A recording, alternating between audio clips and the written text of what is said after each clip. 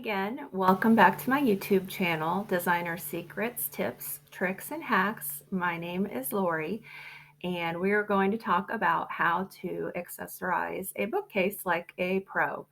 Now, I'm sure you're thinking you put books on a bookcase. So, yes, this is true. However, unless you want it looking like a library, which is also fine, if that is the look you're going for, then accessorizing it with pictures, artwork, decorative pieces is key to making it look interesting and personalized to you. So, in our previous episode, I talked about general accessorizing, but wanted to keep bookshelves separate because they are an animal in themselves. So let's get started.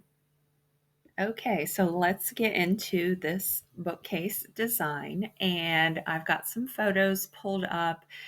Obviously, bookcases are all different shapes and sizes, different numbers of shelves. So I'm going to try to give you some basics so you can apply it to your bookshelves and get this designed like a pro. So, as said in the previous episode, you want to think of decorating in odds because it's visually more appealing. And when you look at a bookcase, you want to use the rule of thirds, where you stand back and visually divide it into three sections. And that's going to help show you how to lay these things out so that it doesn't look cluttered or heavy on one side and not look good in general. So, one important rule when you are decorating shelves, bookshelves, anything really, is use of negative space, which is just blank space. You don't want to fill every shelf side to side completely top to bottom. It'll look overcrowded and not the look that you're going for. So as you can see in the center photo, you've got the greenery in the middle. And then as you step down to the next shelf, you don't have anything in the middle except for negative space. And then books on one side, decorative items on the other. As you go down to the next shelf, you'll see that the glass bottles kind of encroach into that middle space so it doesn't completely fill it. It gives you a little negative space in between the bottles and the decorative orb. And then as you go down to the final space, you'll see it's empty in the middle and you've got decorative items on each side with some more books underneath. Now, this example is really light on the books. It's more of a display shelving situation, which we will talk about that here in a second, what you do with more books. So if you go to the left picture, and again, you visually divide it into three sections. Now, this one is a little more full, but it still leaves a lot of negative space. If you look at the back of the bookcase, you can see that the looks like shiplap is exposed. So you don't have everything stock full of items. So, in the center, you have a book, I think, leaning against the top shelf back wall. Below that, you have some pottery pieces. And below that, you have some vertical and horizontal books. So, even though they are all three in a line, they are completely different items in a completely different shape variation, so it works. On the lines themselves, you'll see that the top shelf has a horizontal book split, and across from that, a potted plant split on the center line. Below that, potted plant on the left, books on the right, and then really nothing on the bottom shelf.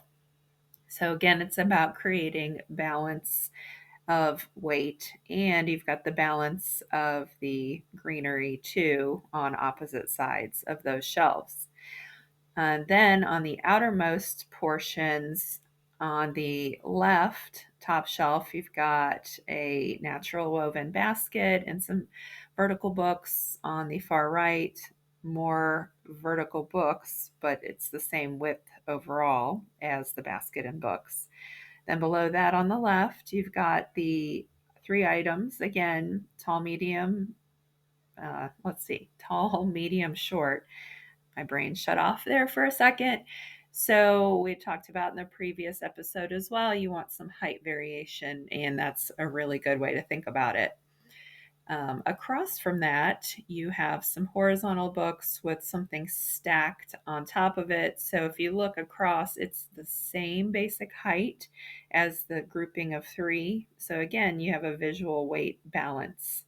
And on the bottom shelf, you have a basket, a decorative object, and whatever that white thing is on the left. And on the right, you have a wooden, I don't know what either, but that's okay. You get the gist. There's balance. You've got 3 things on the left, however, they're all very light colored. And then you have this dark colored item on the right. So even though there's more on the left because of the coloration of the darker versus lighter, it has a visual balance. And if you notice, on the bottom right, you have a dark wood item. On the middle row, far left, you have a dark wood item. And in the top shelf middle, you have that leaning book that is about the same color tone. So again, it's all about balance. So it kind of creates 3 separate locations for those darker items. On the far right photo, you can see it's a very cohesive light neutral color palette with a lot of white and some brown tones. Again, you've divided it into 3 sections, and the lines themselves cross over those 2 artichoke decorative items. So you've got some balance there. And down the center, you have 1 vase at the top, 3 books below that, another vase of a different shape, a grouping of books, and then some other decorative item below that. So again, it creates a visual line. They are all different items, but the color palette is the same top to bottom, and the shapes are all different. So it adds interest and gives it a nice balance vertically. The top shelf on the left and right, you have the actual fern on top of a stack of books, and then a picture of fern leaves on the left. So that's a very nice way to have a theme that's balanced on each side. On the second shelf down, you have the 2 sets of books. There's 3 on each side, same type of jacket cover. So that again is a nice way to add some texture and a little bit of color. Then on the next shelf down, you have the same little potted fern again on a single book, then another pottery piece in the middle, and some more of the fern leaf artwork across from it. So you're repeating what you did on the top shelf, except for you've mirrored it, which is a great trick, and it's really easy to do because it's pretty straightforward. Then on the shelf below that, you have a decorative wood item on the left, a vertical stack of books on the center section, and then 2 pieces of pottery on the right. But the weight visually of the pottery to that wooden decorative item is pretty much the same. So again, it flows across. The heights are all pretty much the same, so it all works together. And unfortunately, the bottom shelf is kind of cut off. So we'll just have to imagine that looks fantastic too. So let's look at the next set of pictures. And in this grouping, I want to talk about how to decorate with specific pieces. And the first thing I want to say is when you're using books, it is a really nice look if you remove the dust jackets. Now, I know that's not feasible for everyone because maybe you're going to sell these books, or I don't know, give them away at some point and you want to keep the dust jacket with it. So one thing you can do is just store them somewhere else, or if you keep them on, it's not the end of the world. The books just generally look nicer when the dust jackets are not on them. So that top center picture gives you that basic idea. On the far left picture, you see that you can lay books flat and add decorative objects on top of them, which is basically giving you a platform for displaying these decorative objects. And depending on how high you stack the books, it can give you height variation and create interest. And one note is you definitely always want to keep the larger book on the bottom, and if they taper in, then that's fine as you go up. And on the far right picture, this is a good example of how you can lean pictures and artwork to create a nice effect where not only do you have some books and decorative items, but you can add in family photos or, like little sayings, although keep calm and carry on. Let's be done with that. That's overused. So don't do that. But you get the general idea that bookshelves, you don't just have to use books or decorative items. You can actually add in artwork and pictures. And a side note on this one is you'll see the glass vases add a little bit of sparkle. They are super light visually and don't overwhelm the case. So it's kept very light and airy feeling, and the use of the negative space there is great. Which brings me to the center photo. Don't forget, negative space is important. Now, this is a more streamlined look, and um, you can see that a lot of negative space was used, and it's very simple as far as how they've got everything laid out, but it works. It looks great, and it looks very high style design. And on the next picture, this is going to show you how you are going to want to use layering. You're going to want to theme the items by color, material, or style. And you can see that on the left side picture where you've got the bust in front of the gold tray, and you've got other items like on the second shelf left, some kind of a horn, antler, something in front of the leaning photo. And to the left of that, a little, I don't know, vase. No, it's not a vase, candlestick maybe. But anyway, so you can see layering items in front of each other is a really nice look and adds some depth in general. This particular bookcase repeated gold a lot, so repeating items in their theme, color, material, style is key. You have the gold items interspersed, you have white items interspersed, and black items interspersed, which actually brings me to this thought is you want to tie the colors of your items on your bookcases into the colors of the room, which it looks like this room is mainly white and black. So that works. If your colors are green and a medium beige tone, you're going to want to throw some greenery or some, I don't know, other items like wooden items maybe that bring in those warm beige neutral tones, just as an example. But tie the items into your room. So, another thing that works really well if, let's say, you have a lot of books that are really brightly colored or don't really tie into the color of your room, you can turn them backwards. You can also remove the entire cover. You can rip out the pages and the binding from the cover itself. I've never done that, so I don't know how easy it is to do, but I've seen it done, and apparently it's possible. So when you turn them backwards or you take off the book cover itself, it gives you that more uniform look and kind of just gives you a nod to having books there. It doesn't necessarily say this is a library and you want to browse your selections. So it's just total preference, and neither way is right or wrong. It's just another technique that you can use. Um, if you look at the right hand picture, you'll see that I've got a zigzag line on there, which is another really good technique.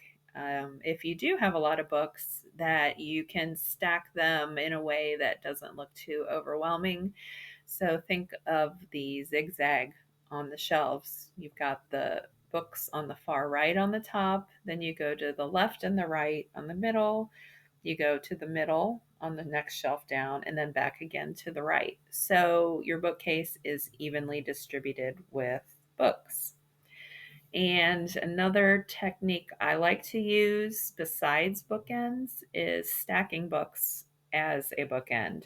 It's a great way to add width of using the books themselves versus other items. And I think it just looks nice in general.